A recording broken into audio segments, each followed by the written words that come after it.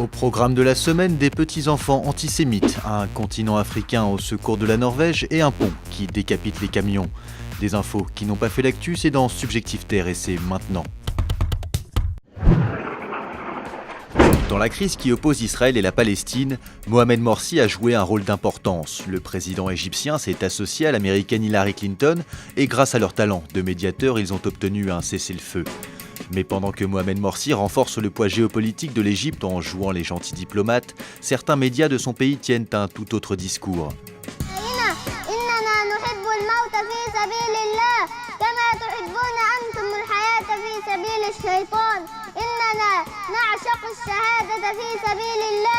Diffusés sur la chaîne de télévision salafiste Al-Rama TV, les propos du petit Ibrahim sont bien éloignés des envies pacifistes de son président. Il n'a pas encore toutes ses dents et pourtant, il voudrait déjà croquer le djihad à pleines dents.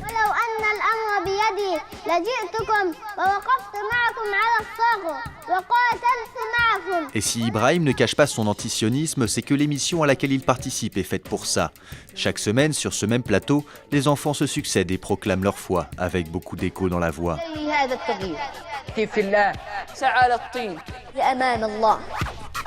Les martyrs de demain sont prêts, le djihad peut continuer. Si l'on s'arrête à ces quelques images, la conclusion est sans appel. L'Afrique ne connaît rien d'autre que la misère et la guerre.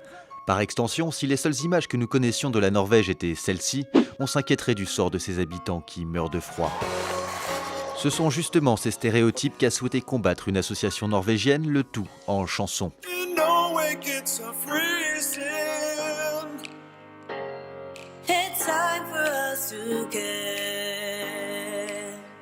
Et dans ce clip, la solution avancée pour venir en aide à une Norvège frigorifiée est évidente.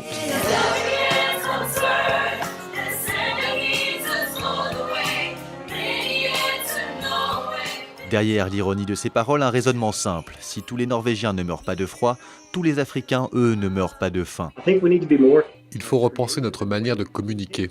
Il se passe plein de choses en Afrique, des choses positives dont les gens n'ont pas conscience.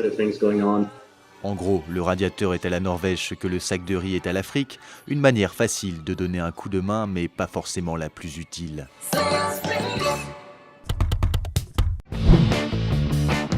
Chaque mois, dans la petite ville de Durham, en Caroline du Nord, il se passe la même chose. Un camion vient s'empaler sur le pont de Gregson Street. Et si ce pont décapite les poids lourds à tour de bras, c'est qu'à l'époque de sa construction, les camions n'existaient pas encore. Résultat, du haut de ses 3,60 m, l'édifice ne respecte pas les normes actuelles. Il est juste un peu trop bas. Alors évidemment, il suffirait d'abaisser la route, mais la mairie de la ville assure que c'est impossible. La faute à des canalisations d'eau qui passent par là. Autre solution, surélever le pont, mais la société ferroviaire qui en est propriétaire refuse d'investir. La situation est bloquée depuis des années. Et en attendant, la municipalité fait ce qu'elle peut. Les ingénieurs assurent qu'ils ont tout fait pour limiter le danger. Ils ont mis des panneaux, des signaux lumineux et une barre en métal pour protéger le pont. Dans la ville, le pont de Gregson Street est devenu une star. Ses plus grands fans pourront trouver des t-shirts à son effigie et même quelques bouts de camions dédicacés.